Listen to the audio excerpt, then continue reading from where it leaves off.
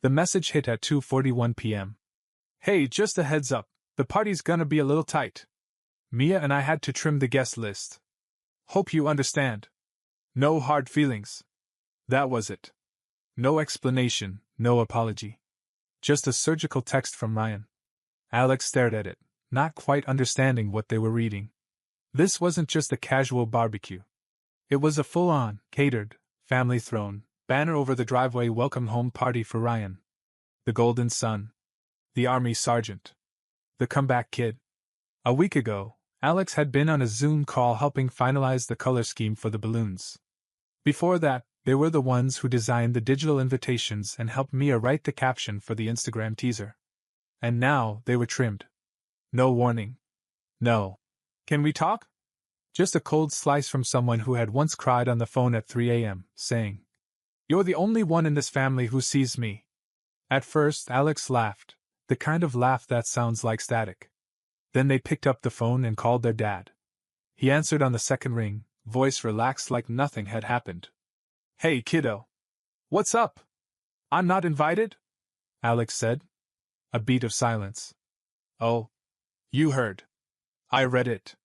Ryan said there wasn't enough space. It's just a reunion. No need to make it into something bigger. It's not just a reunion. It's a party. For him. Your son. My brother. The one I supported while he was overseas. Remember?" The line stayed quiet for a second longer than it should have. "Look, I'm not getting into this. Mia's family took up a lot of slots. Ryan had to make choices. Right. And I was easy to cut. Don't turn this into drama, Al. It's one afternoon. One afternoon." Alex felt a familiar pinch in their chest, that old sting of being labeled the too sensitive one, the complicated one, the one who always took things personally. They hung up without saying goodbye.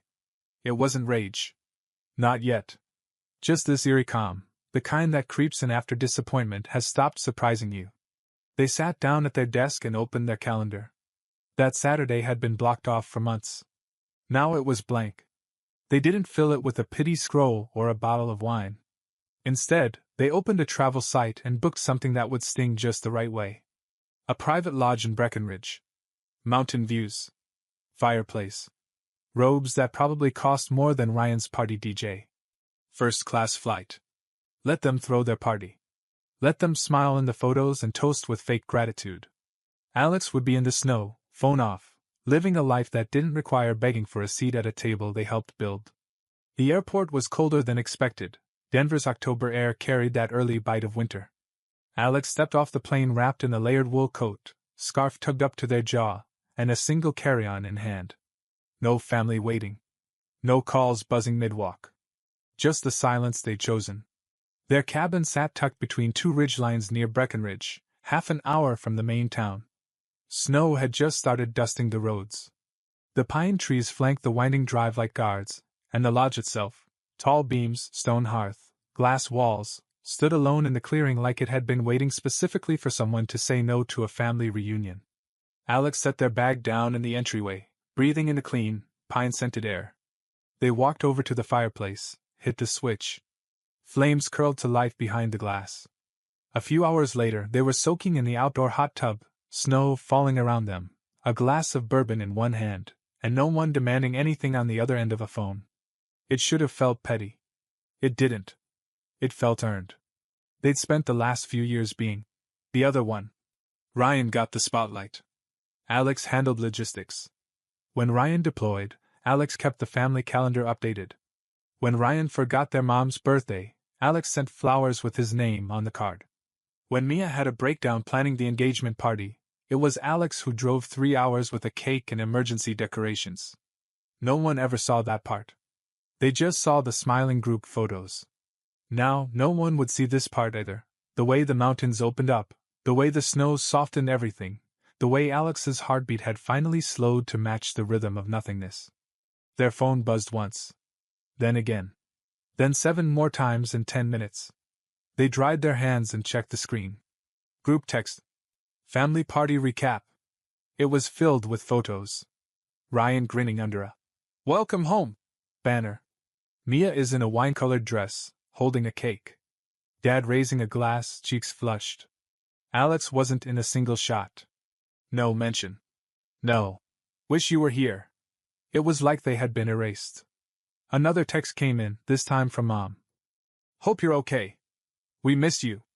Not the same without you. Alex read it twice. Then once more, not because they didn't understand it, but because they did. It was a peace offering. A digital pat on the head. They didn't respond. Instead, they opened the sliding glass door, stepped back into the snowy air, and let the cold bite their skin just a little longer before sliding into the warmth of the water. Somewhere behind the mountains, their family was playing pretend. But up here, the silence was honest. By the fourth day in Breckenridge, the snow had thickened. The skies were a soft, uninterrupted gray, and Alex had stopped checking the time. They weren't just ignoring calls, they were letting go of the idea that any of those calls held value. Then Ryan finally broke the silence. The text came in at 8:04 a.m. Hey. Can we talk? No. Sorry. No. I messed up. Just a breadcrumb. Alex ignored it. Another one arrived mid-morning. Look, I didn't handle the invite thing right. I just want to talk. Still no ownership. Still no real acknowledgement. They put the phone face down and took another walk. The trail behind the cabin was coated in a fresh layer of snow, and the air was so still it felt like time had paused. By the time they returned, cheeks red, heart calm, the phone had rung twice more. Against better judgment, they answered the third call. Hey, Ryan said, voice half hopeful, half bracing for impact. Alex didn't return the greeting. They stood in front of the fireplace, phone pressed to their ear, one hand gripping the edge of the mantel. What do you want? I just wanted to clear the air. I know things got a little weird. Weird. Of all the words. Is that what we're calling it? Al, come on. No, Ryan. You cut me out of your party. The party I helped plan. The one I funded half the decorations for. You didn't just forget to invite me, you intentionally excluded me. And then you dropped a lazy text like I was some coworker you didn't feel like dealing with. It wasn't like that. We had space issues. Mia's sighed. Alex cut him off. You made space for Mia's third cousin, for her spin class coach, for your old roommate's girlfriend. But not your sibling. The silence on the other end felt sharp. I didn't think you'd take it so personally. There it was. The phrase that always came right before a non-apology. Of course not, Alex said flatly. Because I've always been the reasonable one. The one who doesn't get dramatic. The one who shows up, pays, and disappears. That's not fair. Isn't it? Because that's the role I've played in your life for years. I show up when you're in trouble. I help you clean your messes. I drop what I'm doing when Mom says Ryan's having a hard time. And what do I get? A text. I didn't mean to hurt you, Ryan said, voice lower now. But you didn't care if you did. That's worse. Another pause. This one is longer. The weight of it hung there, thick and uncomfortable. So what then? You just cut us off? Alex exhaled slowly. No. I'm just not letting you cut me out quietly and pretend we're fine. I'm not playing the backup role anymore. You're my sibling, Al. Yeah, Alex said. And maybe one day you'll start treating me like it. They hung up before he could reply. That evening, Ryan sent a follow-up message. I get that you're upset. I didn't realize it meant that much to you. I'll try to do better. There was still no I'm sorry. No full admission. Just the usual halfway effort. Alex looked at the message, reread it once, and then locked the phone. Because the difference now wasn't Ryan's behavior. It was what Alex was no longer willing to tolerate. 2 days after the call with Ryan, the next wave arrived. This time, it wasn't him. It was Mia. Alex saw her name light up on the screen while they were in the middle of chopping vegetables in the cabin kitchen. The message preview was just long enough to catch the tone. Hey. I just want to clear the air. They didn't open it right away. Instead, they poured a glass of wine, leaned against the counter, and stared out the window as the sun dipped behind the mountains. If Ryan's call was predictable, Mia's damage control was practically scripted. Eventually, curiosity won out. The full message read, Hey. I just want to clear the air. Ryan told me you were upset. and I feel really bad if things came off the wrong way. The guest list was such a mess. His mom kept adding people, and we didn't even realize it would be a problem. Please don't take it personally. Your family. We love you. Love. Alex blinked. Twice. The message had that Pinterest polished tone Mia used whenever she wanted to smooth things over without getting her hands dirty. The kind of message where the word problem replaces the word mistake and don't take it personally is code for we did something personal, but don't react like it was. Alex sat down and typed. You didn't realize excluding me might be a problem? Then deleted it. They knew how this game went. Mia would respond with more curated guilt, maybe a voice note that sounded just emotional enough to fake sincerity. And then she'd shift the tone to positivity. Let's move forward, I just want peace, I thought we were close. It was her brand. Instead, Alex left her on read. The silence wasn't an accident. It was the first real boundary they'd drawn in years. By the end of the night, Mia tried again. I get it if you're hurt. That was never our intention. We love having you around. Everyone missed you. Let's just find a time to reconnect, okay? No ownership. No real apology. Just a soft blanket of emotionally digestible nothing. It wasn't enough. Not anymore. That night, Alex took out their laptop and pulled up the spreadsheet they'd built for the party. They had designed the invitations, tracked RSVPs, color-coded family groups, and even managed the seating chart. It had taken hours. And now they weren't even a footnote in the photo album. Alex sat staring at the screen, jaw tight. Their contribution had been erased. Their presence rewritten. Even worse, the people who knew they were involved said nothing. Not Dad. Not Mom. Not even Aunt Val, who had texted Alex every other day during the planning phase, now suspiciously quiet. This wasn't just one bad night. It was a pattern. And they were finally done playing the part of the invisible assistant in someone else's celebration. The next morning, Alex sent a short, deliberate email. It was addressed to Mia, CC'd to Ryan, and blind copy to themselves for good measure. Hi Mia. Thanks for your messages. I appreciate the attempt to reach out. Unfortunately, there's not much to clear up. I was excluded, and that exclusion came from people who know better. I wish you both the best moving forward, but I'll be stepping back from further involvement in any family events. If and when that changes, it'll be on my terms. It was polite. Cold. Final. Within minutes, Ryan replied. Seriously? You're blowing this way out of proportion. Alex didn't respond. They just closed the laptop, poured another cup of coffee, and stepped out onto the balcony to watch the snow fall. Because when people build a whole version of events where your pain is an overreaction, silence becomes its own kind of revolution. The first message came from Aunt Val. It was short, breezy, and full of feigned ignorance. Hey kiddo. Heard the party was great, but noticed you weren't in any pics. Everything okay? Alex didn't answer. The second message was from Mom. I know this whole thing got blown out of proportion, but Ryan feels awful. Mia does too. You're still part of this family. We love you. Don't shut us out over a misunderstanding. It wasn't a misunderstanding. It was a decision. One that no one wanted to admit they'd made. That's what hurt the most, not the exclusion itself, but the group effort to make it seem accidental. They'd all been part of the planning. They all saw Alex's name disappear from the guest list. No one asked why. No one objected.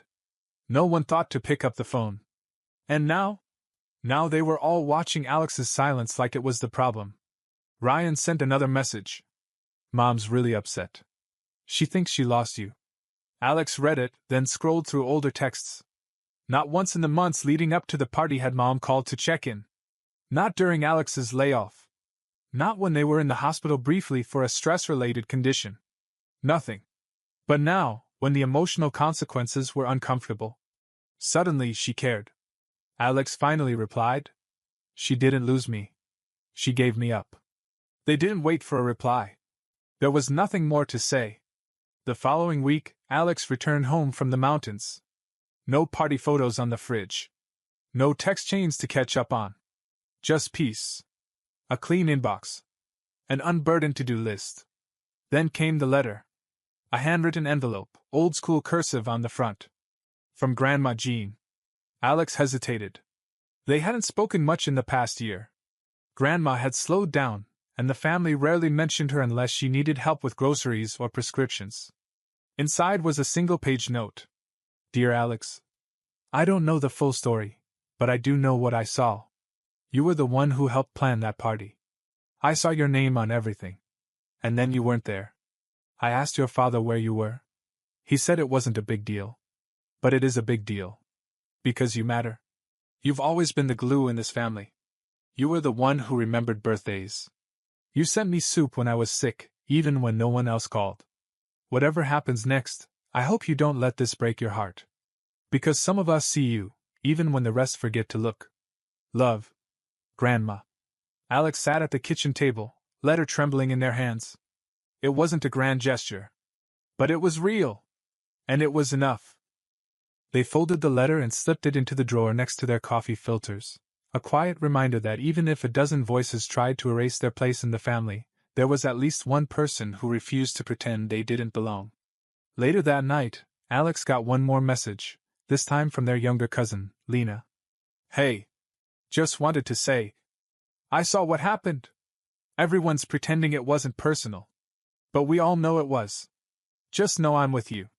You didn't deserve that. This time, Alex replied.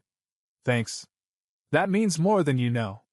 Because while the core of the family stayed silent or spun stories, the outliers started showing up. People who had also been sidelined, overlooked, and minimized. People who recognized the pattern and refused to be part of it again. 2 weeks passed. The group chat, once lively with emoji chains and cupcake photos from the party, had gone still. Then, out of nowhere, Mom broke the silence. We're thinking of doing a family dinner soon. Just something casual. Would love it if you came. No apology. No accountability. Just an open-ended invite, like the past month had been a scheduling mix-up, not a deliberate betrayal. Alex stared at the message for a full minute before locking their phone again. Not out of spite, out of clarity. The cycle was starting again, minimize, deflect, extend a hand before the dust settles. But this time, they weren't interested in pretending. Later that day, Ryan called. Alex didn't pick up. He left a voicemail. Al, look. I know we messed up. I know I messed up. But do you really want this to be a permanent thing? Over a party? It's not like we burned your house down. We made a bad call. People do that. Alex replayed it twice. At a party. As if this had been about chairs and RSVP counts. They opened their notes app and began writing. The next day, they sent an email. Direct. Clear. Final. Subject, about moving forward. Hi everyone. I've gotten a few messages suggesting we should move on, or get dinner, or not let one thing ruin the family. So let's clear something up. This isn't about a party. This is about being excluded, knowingly, quietly, and without remorse, from something I helped build. And it wasn't the first time.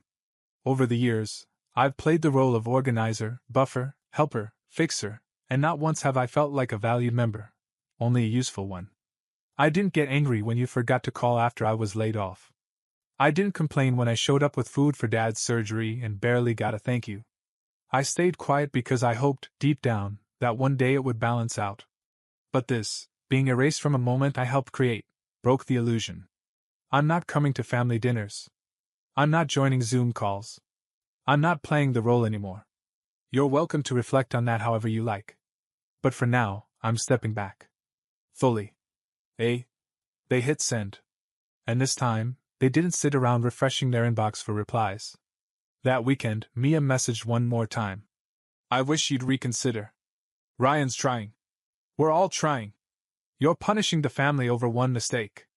Alex didn't reply. 'Cause it wasn't punishment. It was protection. When you've been cast in a role so long you forget your own name, stepping off the stage isn't cruelty, it's survival. A few nights later, Dad called. Left a voicemail, too. It wasn't defensive this time. I read your email. You're right. We didn't think. We've done that too many times. I can't fix the past. But if you ever decide to come back around, you won't be a guest, you'll be family. The kind who gets the first seat at the table. I'm sorry. Alex listened to it 3 times. The apology wasn't perfect. But it was real. They didn't reply. Not yet. Because healing doesn't happen on cue. It happens on your timeline. And for the first time in their life, the timeline belonged to Alex. 3 weeks passed. No calls. No dinners. No guilt-drenched texts begging for harmony. The silence wasn't cold. It was deliberate. And this time, Alex didn't mistake it for loneliness. They'd spent so long believing their worth was tethered to usefulness, to being needed, not wanted. Every birthday remembered, every crisis managed, every invisible task completed was supposed to be enough to earn belonging. It never had been. One Saturday morning, Alex made pancakes in their apartment, not for a family brunch, not for show, just for themselves. They lit a candle that smelled like cedar and coffee, and played jazz from a scratched record they bought at a yard sale. No rush. No performative updates to send to the group chat. Just peace. Their pace. Their space. That same afternoon, an invitation arrived. A printed, cream-colored envelope. Thick paper. Custom font. Ryan and Mia's save the date. Of course. Alex stared at it for a long time before opening it. It wasn't that they hadn't expected it, they had. It was the timing. The assumption. The soft expectation that maybe, just maybe, enough silence had passed that they could pretend nothing had happened. Inside was a formal invite, tied with a thin silver ribbon. A note was tucked in the back, in Mia's handwriting. We really hope to see you there. The day wouldn't feel right without you. Yellow heart. Alex set it down on the counter. There was a time when they would have wept over that. A time when they would have spiraled into the debate. Go or don't go, forgive or withhold, prove a point or rise above. But they didn't need to prove anything anymore. They folded the invite, slid it back into the envelope, and placed it inside their drawer, the same one holding Grandma Jean's handwritten letter. Then they brewed a fresh cup of coffee. Because peace, as it turns out, isn't found in being included. It's found in knowing you don't need to be. Weeks later, Lena, their cousin, invited Alex to a small get-together. A few of the cousins. No pressure. Alex showed up. No fanfare. Just laughter, a cheap bottle of red, and a table full of people who didn't expect anything more than presents. Lena hugged them hard when they walked in. You look lighter, she said. Alex smiled. I feel it. That night, someone asked casually, So things good with the family? Alex didn't flinch. They didn't launch into an explanation. They didn't express peace or bitterness. They just said, They are where they are. And I'm where I need to be. Because sometimes closure isn't reconciliation. Sometimes it's choosing to stop returning to a room where the door only opens when it's convenient for them. Alex didn't burn bridges. They just stopped crossing ones that led nowhere. There's a version of peace that doesn't require forgiveness on anyone else's timeline. Sometimes healing isn't loud. It's not dramatic. It's not an epic takedown or a perfect apology. Sometimes healing is quiet. You don't show up to the wedding. You don't argue over the group chat. You just live. Fully. Clearly. And unapologetically outside the reach of people who only remember your worth when it benefits them.